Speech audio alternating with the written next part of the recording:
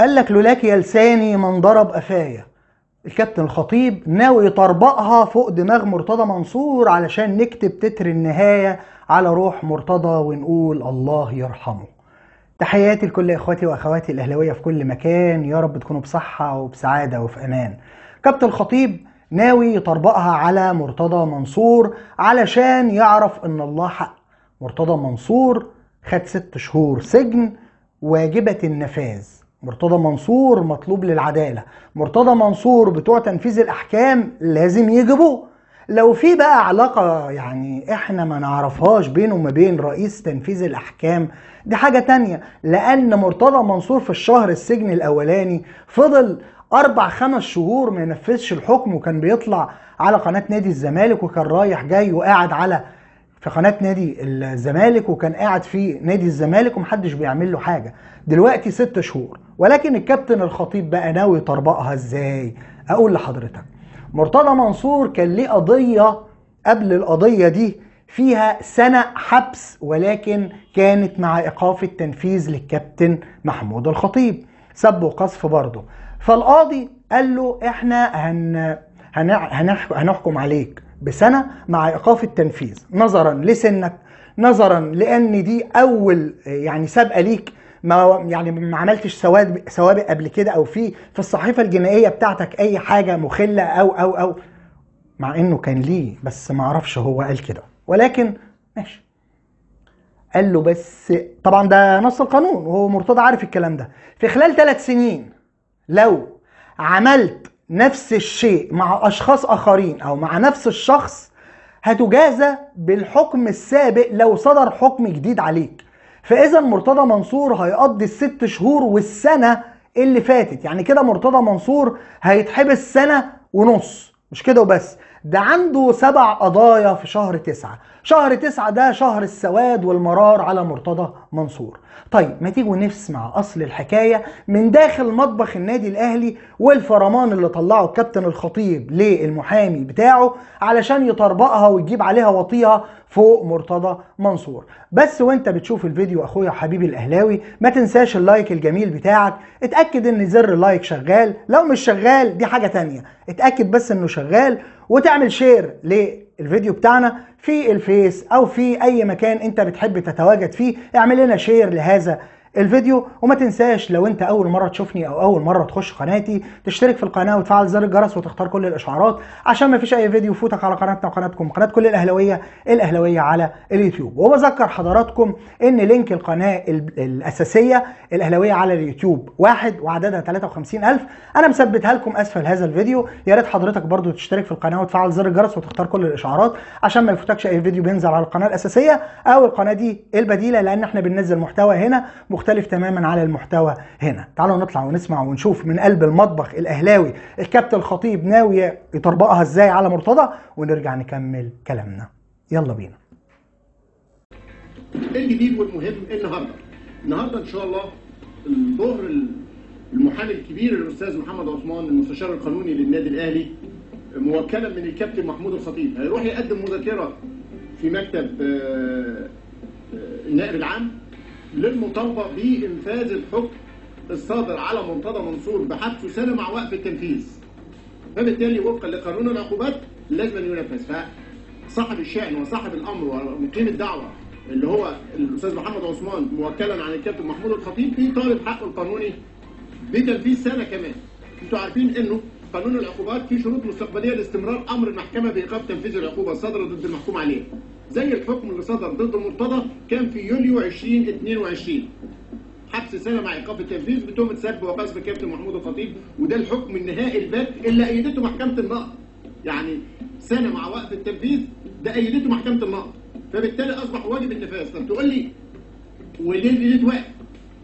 بيعتبر القاضي ساعتها في الحكم المستأنف انه سن المحكوم عليه ظروفه الصحيه لا تسمح انه يقضي السنه، فبيقول له خلاص ليها شروط ان انت ما ترجعش لاي سلوك، ما يصدرش ضدك حكم في اي قضيه زياده عن شهر.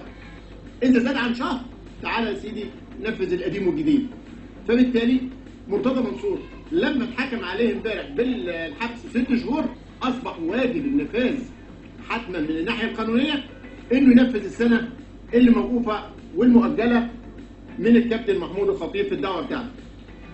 دي الماده 56 من قانون العقوبات على انه يصدر الامر بايقاف تنفيذ العقوبه لمده 3 سنين، يعني هو بالظبط صدر الحكم كان في يوليو 22، يوليو 25 لو ما صدرش كان عليه حاجه لغايه يوليو 25 كانت السنه تسقط عليه، لكن هو يعني ما اديكم شايفين ما لحقش يا دوب شهور، وكان الحكم اللي صدر عليه ب6 شهور، فبالتالي الاستاذ محمد عثمان بيتوجه بمذكرته القانونيه للمطالبه بتنفيذ حكم سنه المؤجله او الموقوف تنفيذها على مرتضى منصور.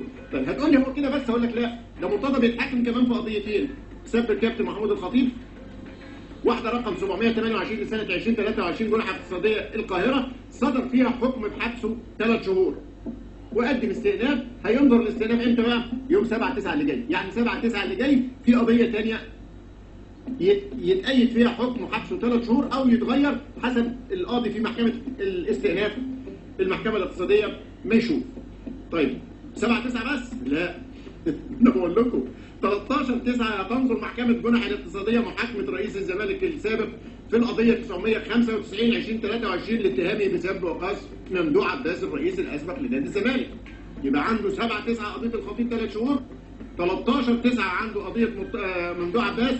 جنح الاقتصاديه في 23/9 حكمها على مرتضى في القضيه الجديده اللي بتحمل الرقم 1443/2023 بتهمه سب وقذف الكابتن محمود الخطيب رئيس النادي الاهلي. ما قلنا لك لسانك حصانه. هو كانت يعني الخوض في الاعراض سهل، رمي الناس بالباطل والادعاء الكاذب عليهم والتجاوزات اللي انتم كلكم سمعتوها على مدار فترات كثيره كانت سهله تعدي يعني. ما ضاع حق وراءه مطالب، ودي الكابتن الخطيب الراجل بمنتهى الذوق والادب والاحترام التزم كل الصمت وكل ضبط النفس وراح للمحكمه، راح لقاضي السماء قبل قاضي الارض. وعند الله تجتمع الخصوم، لكن قاضي الارض انه يحكم بهذه الاحكام اعتقد ده انصاف للعداله وانقاذ للساحه الرياضيه وللمجتمع كله الحقيقه، لانه اللي حصل ما كانش سهل. واعتقد اذكر ساعتها قلت لكم تعبير، قلت لكم ضمير المجتمع هيظل هو الشاهد.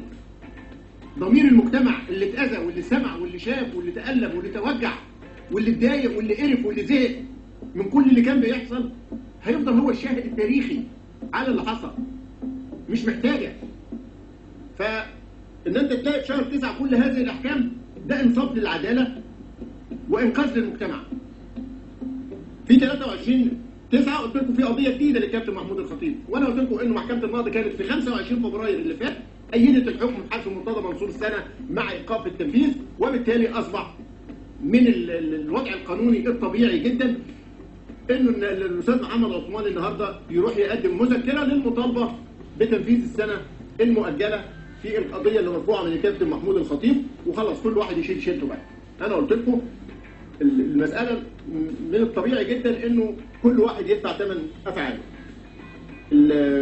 بمناسبه نادي الزمالك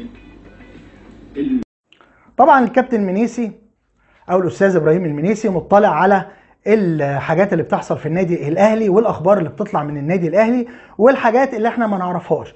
كلف الكابتن الخطيب كلف المحامي بتاعه ان هو يتخذ قرار فوري وعاجل، ان هو يقدم طلب للمحكمه اللي صدر منها القرار بتاع حبس مرتضى منصور ب6 شهور انه يطبق عليه قضيه السنه السجن في سب كابتن الخطيب في الواقعه الاولى بسنه مع ايقاف التنفيذ، يتم تنفيذ العقوبه. وحضرتك سمعت نص القانون من الاستاذ ابراهيم المنيسي وقال له ما قلنا لك الخوض في الاعراض والخوض في الناس والخوض في الاشياء نفعك بايه؟ ايه اللي استفدته؟ يعني انت وهزاز الرؤوس بتوعك كنتوا فايعين في مصر كلها، محدش كان بيقف قصادكم. في النهايه ايه اللي حصل؟ جت فوق دماغكم وطبلت، وفي 7 قضايا بتنتظر مرتضى منصور، كل واحده ياخد له 3 4 5 6 شهور، يعني مرتضى منصور يقعد له 3 4 5 6 سنين في السجن او في مستشفى السجن علشان يبعد تماما عن المشهد الرياضي، ويبقى ربنا بقى حاسبه هناك في المستشفى او في السجن،